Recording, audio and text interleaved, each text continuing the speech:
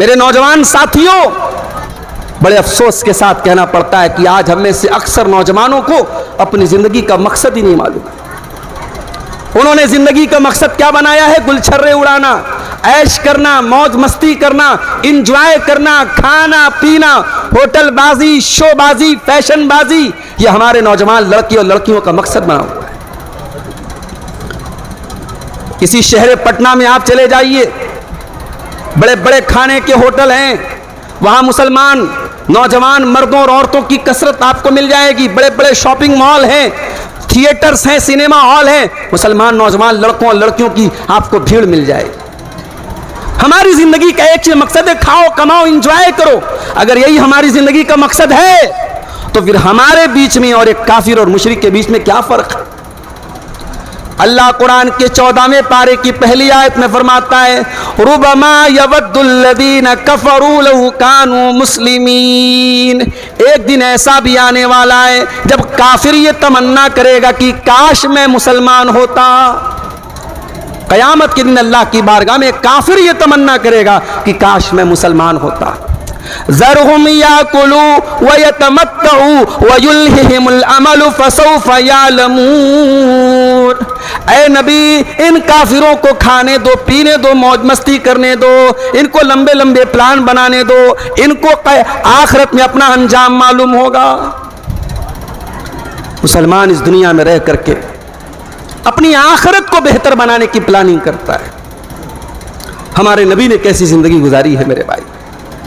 ربیع الاول کا مہینہ آیا، گھروں پہ جھنڈیاں لگ گئیں، بائکوں کے اوپر، گاڑیوں کے اوپر ہم نے اسٹیکر لگا دیے، جھنڈے لگا دیے۔ صاحب، ہمیں رسول سے بڑی محبت ہے۔ ہماری زندگی میں رسول کہاں ہے؟ ہمارے کردار میں رسول کہاں ہے؟ ہمارے کیریکٹر میں رسول کہاں ہے؟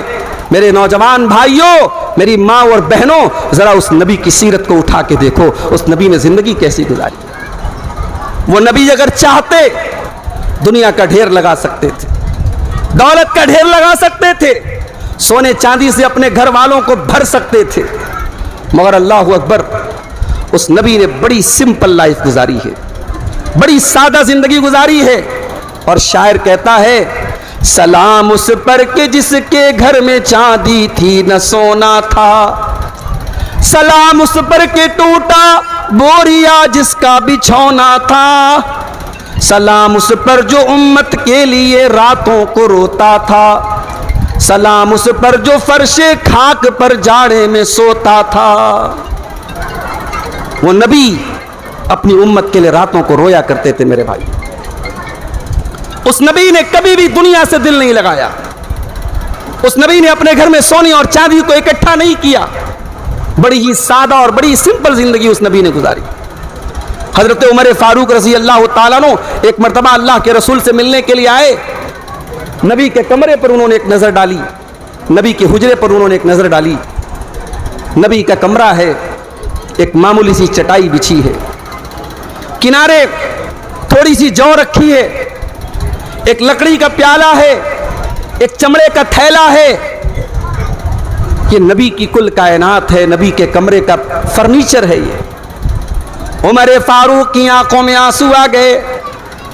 اے اللہ کے نبی، قیصر و کسریٰ ایران کا بادشاہ اور روم کا بادشاہ اپنے اپنے محلوں میں آرام سے رہتے ہیں، آرام دہ گدے پر سوتے ہیں، آرام دہ بستروں پر سوتے ہیں۔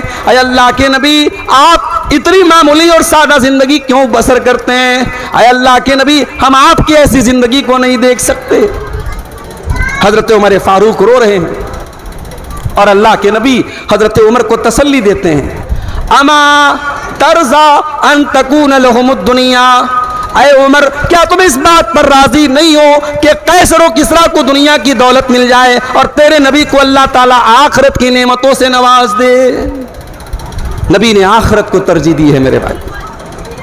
ہم اور آپ جمعہ کی نماز پڑھتے ہیں، امام صاحب پہلی رکعت میں سورہ اعلیٰ پڑھاتے ہیں اور ہم بار بار جمعہ کی نماز میں سورہ اعلیٰ کی آیت پڑھتے ہیں، سنتے ہیں، بل تؤثرون الحیات الدنیا والآخرۃ خیر وابقیٰ۔ میرے بندو، تم دنیا کی زندگی کو ترجیح دیتے ہو، دنیا کی زندگی کو اوپر رکھتے ہو، جبکہ آخرت کی زندگی زیادہ بہتر اور زیادہ باقی رہنے والی ہے۔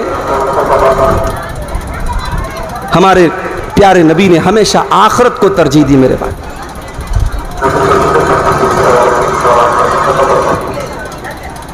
کیا بھائی مائک والے صاحب پیسہ ویسا نہیں لینا ہے کیا؟ ایک تو یہ پنکھوں کی آواز، کولر کی آواز، گرمی، اور یہ شامیانے میں ہم لوگ جو قید ہو گئے اس کی وجہ سے اور مسئلہ ہوتا. بہرحال اب جو ہمارے پاس جو سسٹم ہے اسی سسٹم میں رہ کر کے ہم کو کام کرنا ہے.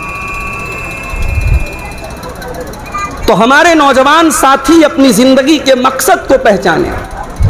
زندگی کا مقصد صرف کھانا، کمانا، انجوائے کرنا نہیں ہے. دنیا کماؤ میرے بھائی. میں یہ بھی نہیں کہتا ہمارا نوجوان بیکار بیٹھا رہے، ہمارا نوجوان دوسروں کا سے بھیک مانگے، ہمارے نوجوان کمزور رہے. نہیں، اسٹرانگ بنو، مضبوط بنو، فائنینشیلی بھی مضبوط بنو، پیسہ کماؤ جائز حد میں رہ کر کے، جائز طریقے سے. مگر پیسے کو سب کچھ مت سمجھو، دنیا کو سب کچھ مت سمجھو، دولت کو سب کچھ مت سمجھو. اس دنیا کی دولت کے ذریعے بھی تم آخرت کی تیاری کرو. قرآن کریم میں اللہ تعالیٰ نے قارون کا واقعہ بیان کیا. قارون بہت پیسے والا تھا، اتنا پیسہ تھا اس کے پاس کہ اللہ کہتا ہے وَآتَيْنَاهُ مِنَ الْكُنُوزِ مَا إِنَّ مَفَاتِحَهُ لَتَنُوءُ بِالْعُصْبَةِ. ہم نے قارون کو اتنی دولت دی، اتنے خزانے دیے کہ اس کے خزانوں کی چابیوں کو بڑے بڑے پہلوان بڑی مشکل سے اٹھاتے تھے.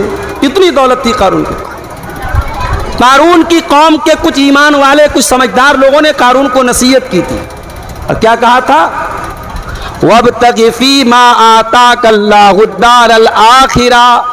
اے قارون، اللہ نے تجھ کو جو دولت دی ہے اس دولت کے ذریعے تو آخرت کی تیاری کر. وَلَا تَنْسَ نَصِيبَكَ مِنَ الدُّنْيَا. اور دنیا میں جو تیرا حق ہے، جو تیرا حصہ ہے، تو اس کو بھی مت بھول. تو دنیا میں بھی اپنا حق، جو تجھے حق ملا ہے اس حق کو تو ادا کر اور آخرت کی تیاری کر. تو پیسہ کمانا برا نہیں ہے میرے بھائیو، لیکن پیسے کو، دنیا کو، دولت کو سب کچھ سمجھ لینا یہ مسئلہ ہے. اور آج یہ چیز ہمارے نوجوانوں کو برباد کر. اور آگے بڑھیے. ایک اور چیز اپنے نوجوانوں کے اندر ہم دیکھ رہے ہیں، ان کے پاس ٹائم بہت ہے.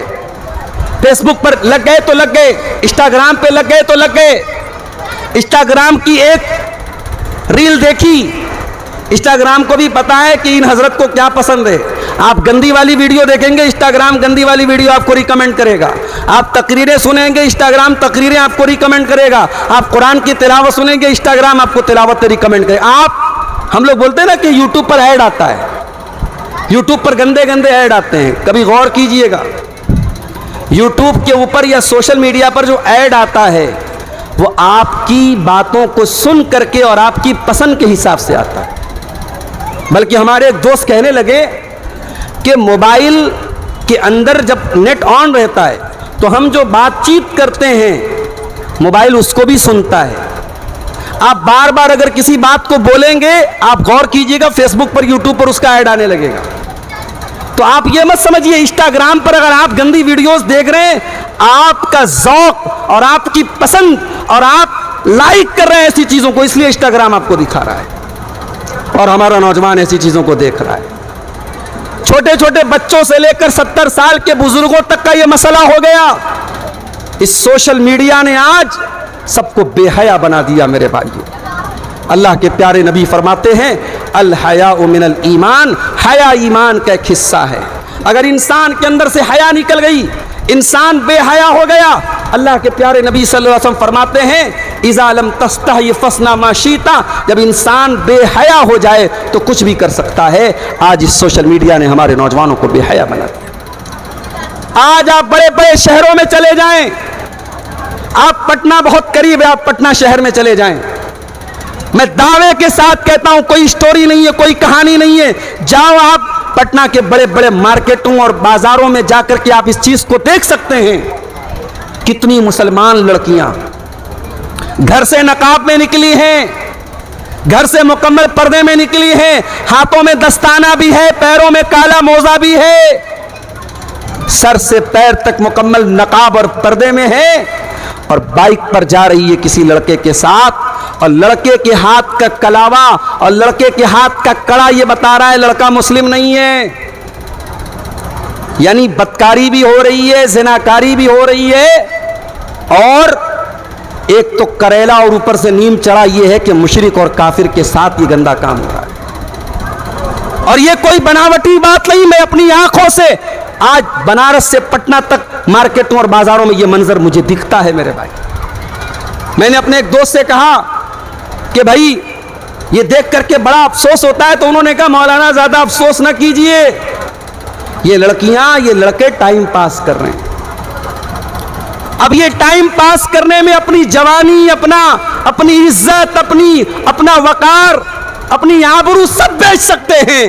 ایک دوسرے کے ساتھ وہ سب کچھ کر سکتے ہیں جو ناجائز اور حرام ہے, اور اس کو نام دیں گے کہ ہم صاحب ٹائم پاس کر رہے تھے. میرے نوجوان ساتھیوں, اللہ کے واسطے, اللہ تعالیٰ نے اگر آپ کو جوانی دی ہے, اگر اللہ تعالیٰ نے آپ کو طاقت دی ہے, اس طاقت اور اس جوانی کا مس یوز نہ کرو. اللہ تعالیٰ نے اگر آپ کے جسم کو اس لائق بنایا ہے کہ اس جسم کا آپ صحیح استعمال کر سکتے ہیں, اس جسم کا غلط استعمال نہ کرو.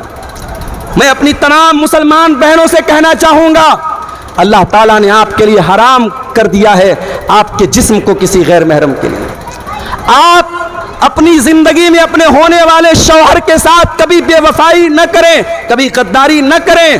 قرآن جب ایمان والوں کی پہچان بتاتا ہے, جب مومن مردوں کی پہچان بتاتا ہے, مومنہ عورتوں کی پہچان بتاتا ہے, قرآن کیا کہتا ہے؟ والذین هم لفروجہم حافظون.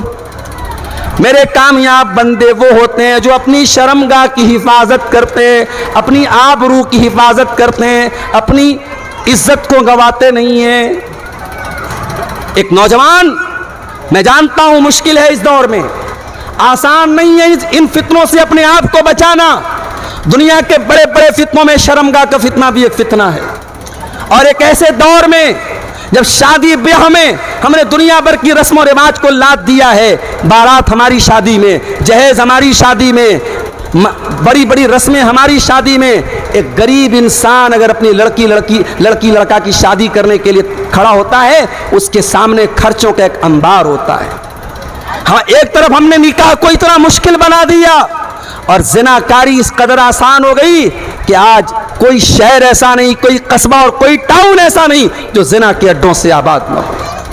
ایک ایسے دور میں جب نکاح کو مشکل کر دیا گیا اور زنا کو آسان کر دیا گیا, پھر بھی میرے نوجوان بھائیوں اور بہنوں, اس دور میں بھی آپ کو اپنی شرمگاہ کی حفاظت کرنا ہے, اپنی آبرو کی حفاظت کرنا ہے, اپنے آپ کو حرام راستوں سے بچانا ہے. یہی آپ کے تقویٰ کا امتحان ہے, یہی آپ کے ایمان کا امتحان ہے.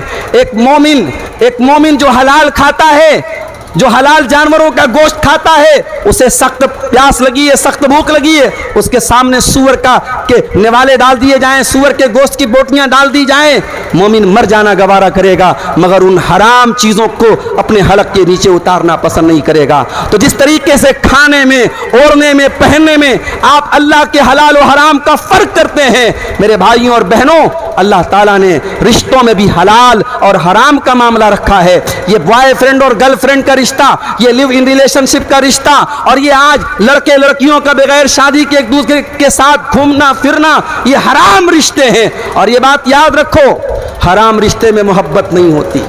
یہ محبت کے دعوے فیس بک کے ذریعے, واٹس ایپ کے ذریعے لاکھ کیے جائیں, ایک دوسرے کے لیے جان دینے کی بات کی جائے, یہ محبت نہیں ہوتی, یہ ہوس کی تسکین ہوتی ہے. اور یہی وجہ ہے کہ جب یہ اس محبت میں عاشق اپنی محبوب چیز کو پا لیتا ہے تو کبھی چاقو سے گود گود کر کے اپنی محبوبہ کی ہتیا کر دیتا ہے, کبھی اس کے جسم کے ٹکڑے ٹکڑے کر دیتا ہے. کبھی آج تک آپ نے نہیں سنا ہوگا کہ نکاح کے ذریعے جو محبت ہوتی ہے, جو میاں بیوی میں محبت ہوتی ہے, وہاں ایسی درندگی پیش کی گئی ہو. شاذ و نادر کبھی ایسا ہوتا ہے, ورنہ عام طور سے جو نکاح کے ذریعے جو میاں بیوی میں محبت ہوتی ہے وہ بڑی پاک صاف اور بڑی صاف ستھری ہوتی ہے.